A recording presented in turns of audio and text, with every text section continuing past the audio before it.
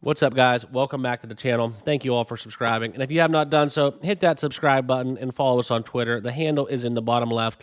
And today, in this video, I am going to talk to you all about Bitcoin risking $17,000 level and news coming out from CZ possibly debunking the claim that Binance will take over FTX. Okay, so I'm going to tie this all in and explain why this is important and why we are pushing all of these global macroeconomic factors that is happening with November dates, with the elections and the CPI data, and why this is more important right now to the crypto markets, okay? And then I'll give you guys at the end of the video my thoughts on where I see the markets heading from here. So hit that subscribe button and let's get into it. So here we go. We got Bitcoin risking 17K amid the rumor that Binance may not take over FTX, okay? So if they exit the deal to take over FTX, we are going to see a lot of volatility, a lot of sell-off when it comes to Bitcoin, triggering sell-off in altcoins and all other crypto, okay?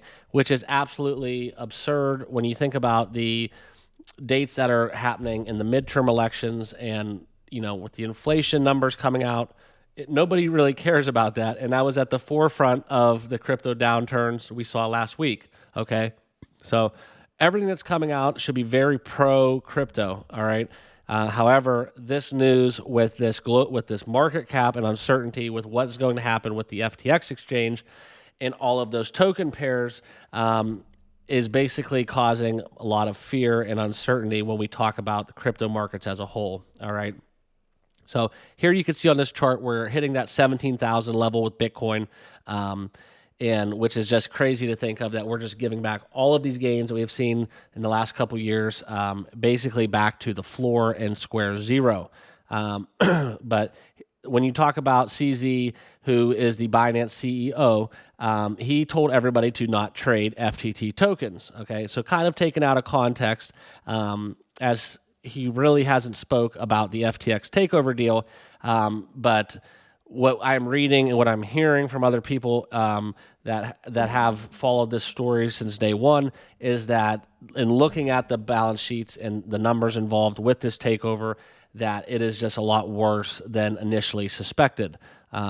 So with that being the case, there is a very strong possibility that financially Binance will not want to do anything involving this takeover. However, what I think is interesting when it comes to that is a lot of people are suspecting, kind of conspiracy-wise, that CZ is the responsible party for causing this sell-off and kind of jockeying himself in position to do a FTX takeover because of his knowledge of their balance sheets. Okay, so that's going to be under scrutiny. There's going to be a lot of organizations looking into the finances backing all of this, and kind of if everything it was ethical and legal in a way that would allow him to do this takeover. But now with the numbers not adding up and being profitable and worth it, it's going to be interesting to see where Binance chooses to go from here, okay? So it is just remarkable to see FTT trading at $3.60 on the day, down from $22 just 2 days ago, 48 hours prior. All right, so very similar to the Terra Luna debacle, but it's important to note that with the UST depegging, we did see a bounce. All right, it did not last forever. Bitcoin bounced, everything bounced. All right, so maybe we can get some good CPI data and some pro crypto news out of the midterm elections that may just kind of increase the buying pressure when we look at the floor of Bitcoin and just realize that everything is on sale right now. It is a fire sale. It is a massive clearance when it comes to everything crypto. Okay, so it just feels really, really off base right now. All right, and you know this Michael Vandepop, CEO of Platform 8. Kind of says it in a very good way that it feels like we are on the edge of collapsing crypto entirely, but it's important to remember that Bitcoin and crypto are here to stay. And just like with UST, we learn from our mistakes.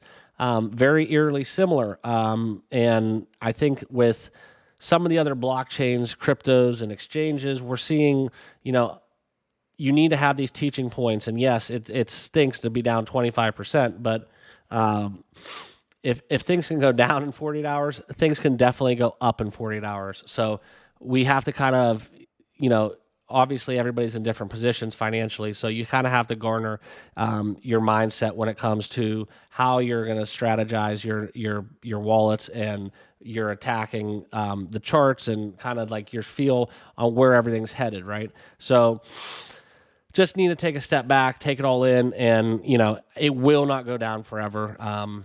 It can't. It is just an absurdity to even fathom that. So we just kind of have to take it day by day and hope that we get a bounce off. That's at least how I'm handling it.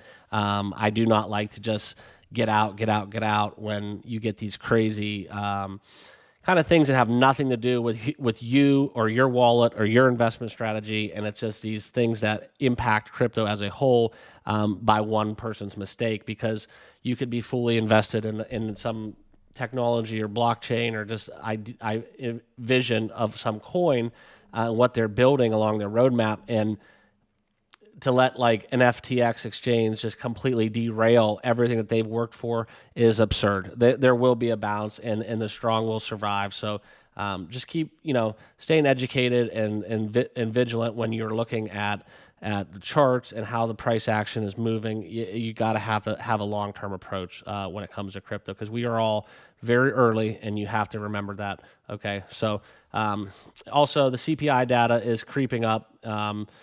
November 10th, you know, nobody really paid attention to it due to the midterms and all this internal, you know, debacle. So it's going to be interesting because, you know, it's going to be, in my opinion, I think a slowdown when it comes to the Fed. There's just too much volatility. We're not going to probably see, you know, the cramping of basis point hikes for farther to, you know, longer than we were expecting. I think it's going to eventually just temper off. Okay, so the CPI data I think will be positive. That's kind of what I'm hearing initially. So you know, let's just take that day by day and news by news, and just see where the markets head. So unfortunately, this is the Bitcoin chart, down 13% almost on the day. You could see it dropping into that 17K level. So definitely a red day for crypto, not the red wave we were expecting with the midterm elections, and it has been a gloomy day.